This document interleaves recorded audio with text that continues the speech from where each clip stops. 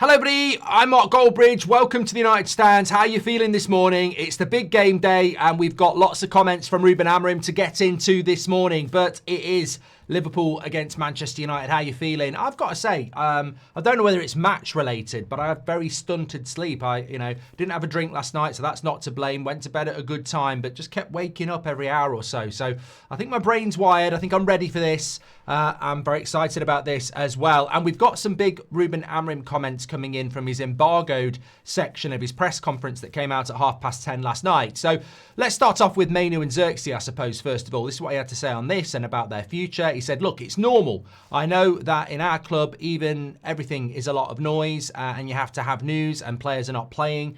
They want to play. Like you said, it's a World Cup year as well. They've got agents that listen to the players talking all the time.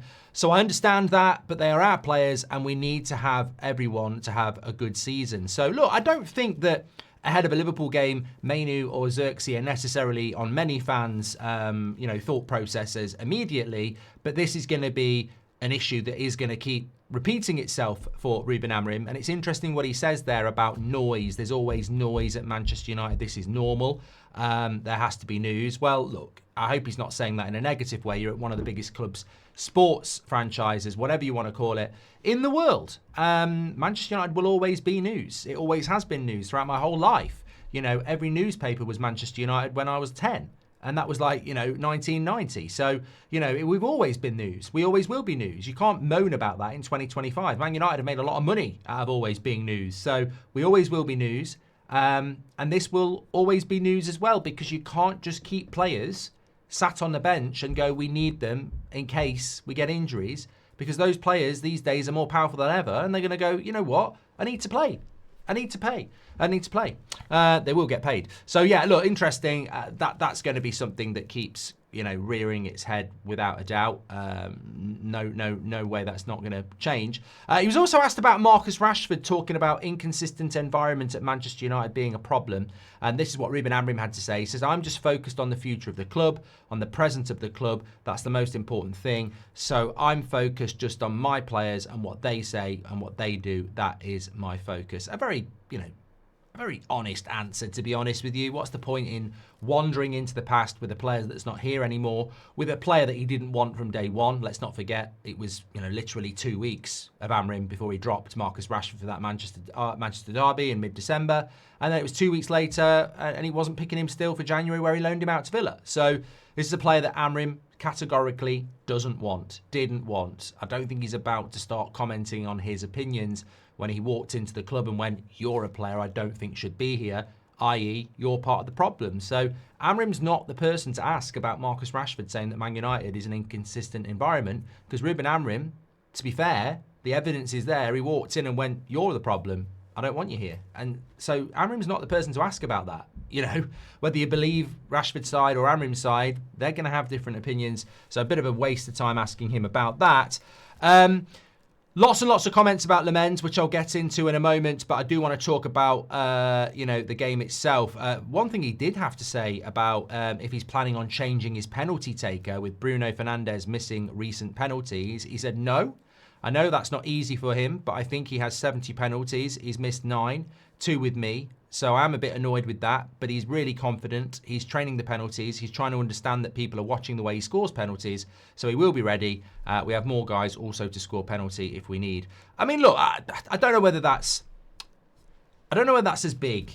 We've had conversations in the past about penalty takers and stepping up for penalties, etc. And I think in the past, I remember a scenario where a penalty was given to somebody that shouldn't have took it and then they missed it. And you sort of like going, actually, it really is important to take penalties. So I think that when I look at it, I'm sort of like, he's missed 2 big penalties. Like they were big. Brentford, I think we'd have got back in the game. We'd have been level in the game, wouldn't we, against Brentford? It would have been 2-2. Fulham, that would have put the game to bed. So they're big penalties to miss. You could say maybe we should change it, especially when we've got people like Mbeumo and Cunha and other people who can take them. But it is the Bruno Fernandes club. I don't say that in a negative way. Well, I suppose it could be perceived that way. He's the captain. You can't take the captain's armband off it and give it to De Ligt. While he's at the club, he has to have the armband, because if he doesn't have the armband, it's going to be a problem. And if you take penalties off him, again, it's going to be a problem. He's a very powerful player in that dressing room, and I don't think Amorim wouldn't take penalties off him, but I think he also knows if he does, it could potentially cause an issue in a dressing room where he's 10th in the league and he needs to try and keep it together, and Bruno's a very important part of that. So I don't think he can take penalties off Bruno. Would I take penalties off Bruno? Yeah, I think I would. I think 2 big penalty misses in a season where we're 10th, and those penalties would have probably put us up to, maybe 5th or 6th. I think somebody else deserves a chance. But, other people would go, he's my penalty taker, I'm going to stick with him.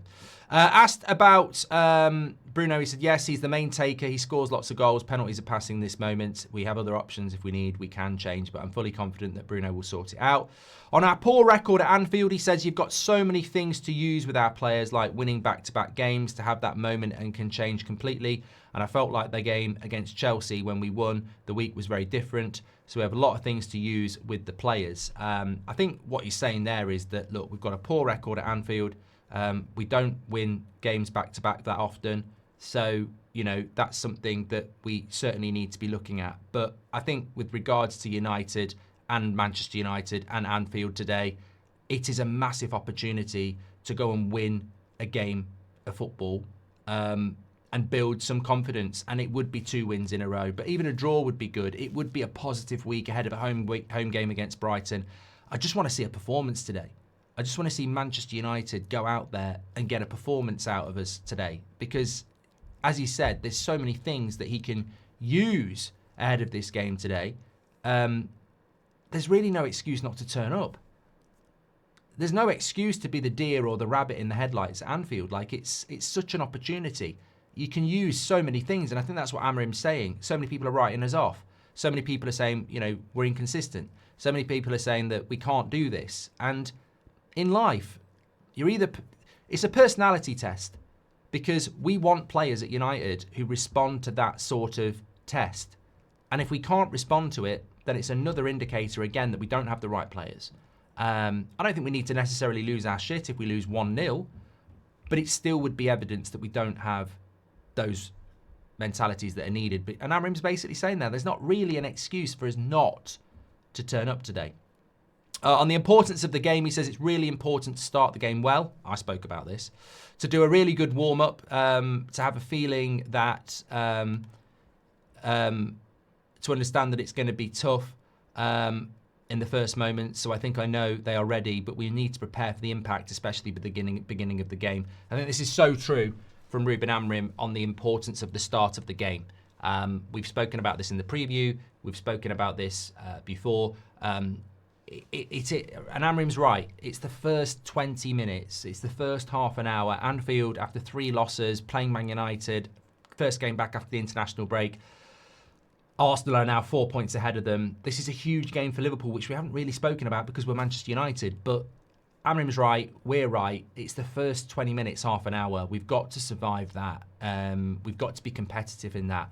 Whether that's getting possession, whether that's defending well, whether that's getting a couple of corners for ourselves, getting a couple of shots off, it is going to be about that. It's going to be hard. That first half an hour is going to be hard because you're going into that lion's den and it's going to roar at you. And it's about, can you survive that first 30 minutes? So Amorim's absolutely correct.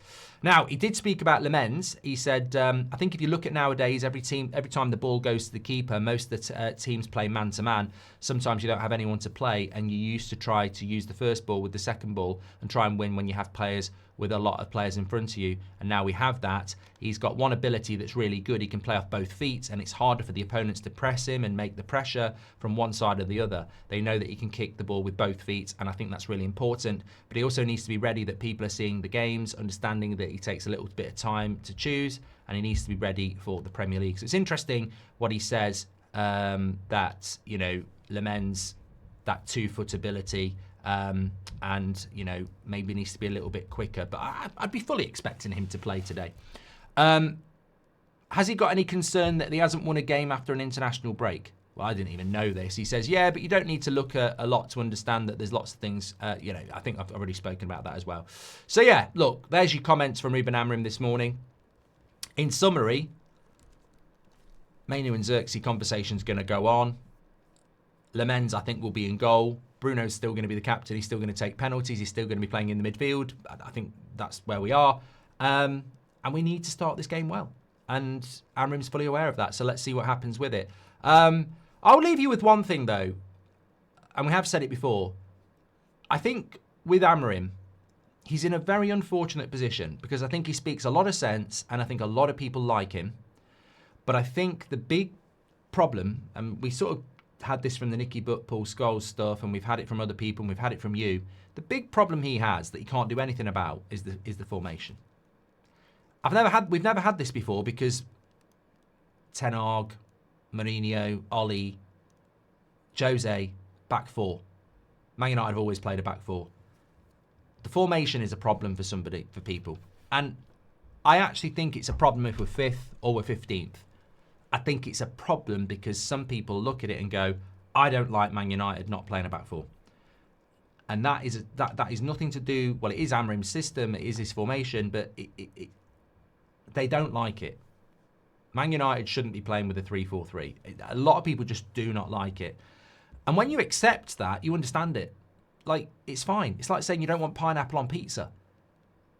Like, you can't moan at those people. You can say, oh, you need to try new things, you know, it's the future, whatever. But I'm just very aware of it now that I don't think people dislike Amorim. Obviously, I think they dislike the results, but a lot of people just don't like the fact that we play 3-4-3. And unless we win the league with it, I don't think it's ever going to please people. And that might be harsh, but I think that is a big issue. Get your comments in. Excited. We've got countdown to kick-off kicking in around sort of 2 o'clock, I think. I'm with you at 4. Half 4 is the actual start of the game. Big game ahead. Get your comments in. How are you feeling? What are your thoughts about Man Utd? What are your thoughts about the game today? What are your thoughts about the formation? What are your thoughts about Bruno still taking penalties? Lots to get your thoughts in on. Take care, everyone. I'll speak to you on the next one. Big game today. Are you ready? I've been up since 5. Speak to you later.